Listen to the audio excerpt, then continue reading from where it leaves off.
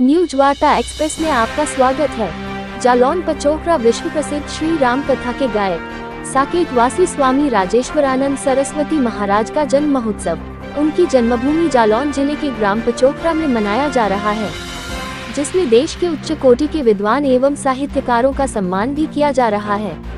रात्रि में शास्त्रीय संगीत का कार्यक्रम आयोजित किया जा रहा है। जालौन जिले के एक कस्बे के पास ग्राम पचोकरा स्थित अमर शांति आश्रम में स्वामी राजेश्वरानंद महाराज के जन्मोत्सव पर चल रही श्रीमद् भागवत कथा के 6वें दिन आचार्य रोहित रिछारिया शास्त्री जी ने भगवान के महाराज लीला का वर्णन किया। इसी दौरान भागवत कथा में मध्य प्रदेश के बागेश्वर धाम से पधारे आचार्य धीरेन्द्र कृष्ण शास्त्री ने भी भक्तों को आशीर्वाद प्रदान किया। वहीं मंच से देश मनीषी साहित्यकार कुमार विश्वास का राजेश्वरानंद अलंकरण से सम्मान किया गया।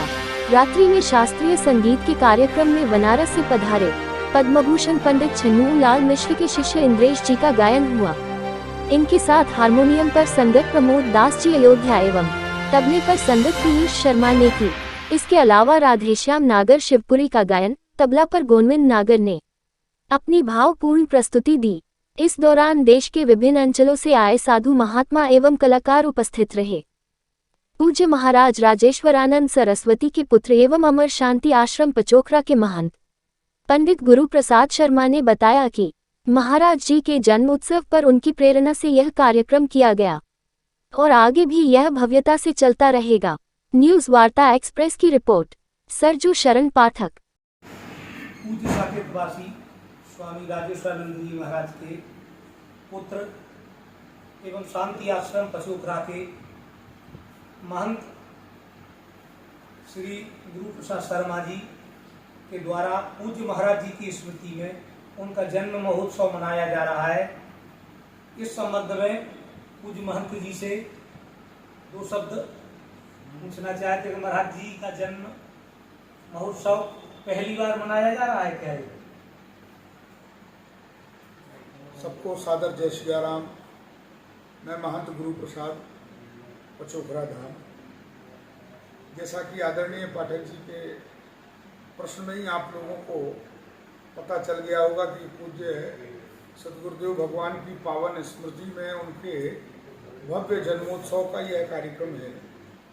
और जन्मोत्सव का कार्यक्रम तो हम लोग पूर्व में भी मनाते रहे। महाराज जी के समय में भी ये कार्यक्रम बनता आया। अब महाराज जी स्थूल रूप से हम सबके मध्य नहीं है, लेकिन गुरु तत्व के रूप में हम सबके मध्य हमेशा रहते हैं और निश्चित रूप से उनकी सन्निधि, उनका आशीर्वाद ही इस कार्यक्रम की भव्यता का परिचायक है। और आगे भी यह परंपरा सुदृढ़ रूप से चलती रहे।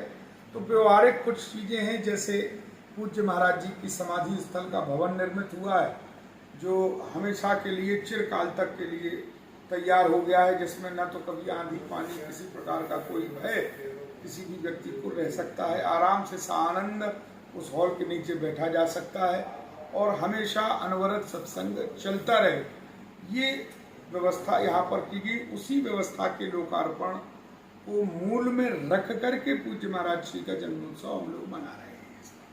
अच्छा आदरणीय महंत जी, महाराज जी भारतवर्ष के ही नहीं अपितु समस्त विश्व के एवं समस्त हिंदू संस्कृति के रक्षक थे और सबके हृदय में वास करने वाले थे। उनके इस जन्म महोत्सव में कौन कौन से महापुरुषों का आगमन हुआ है?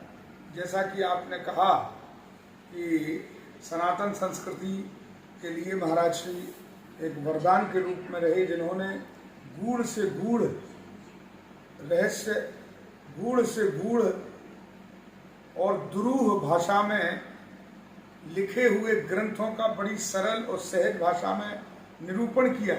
और निश्चित रूप से जब ये जो गूढ़ रहस्य हैं और जो वैसी भाषा है, कठिन भाषा है, जो सहजता से प्रस्तुत कर दी जाए, तो निश्चित रूप से संस्कृति का पोषण उससे हो जाता है। आम जनमानस तक वह बात पहुंच जाती है जो हमारे ग्रंथों में, वेदों में सभी जगह उद्धृत है। तो निश्चित रूप से कहीं ना कहीं सनातन धर्म का इससे तो पोषण होता ही होता है। और महाराज श्री सनातन संस्कृति के पोषक थे।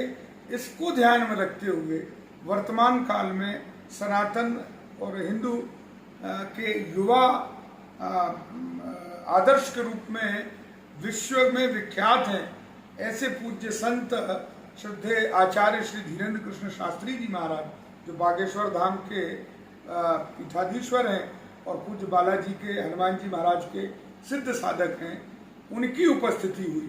तो ये कहीं ना कहीं वही भाव मन में है कि सनातन संस्कृति के एक पुरोधा जिनका हम लोग जन्मोत्सव मना रहे हैं और उनके उत्सव में उनका आगमन, उनके द्वारा इन दोनों भवनों का लोकार्पण, यही मैं आप सभी लोगों को संदेश देना चाहता हूं कि सनातन संस्कृति के एक पुरोधा के लिए दूसरे सनातन संस्कृति के पुरोधा का यह समर्पण, यही हमारी संस्कृति है, तो यही सनातन है।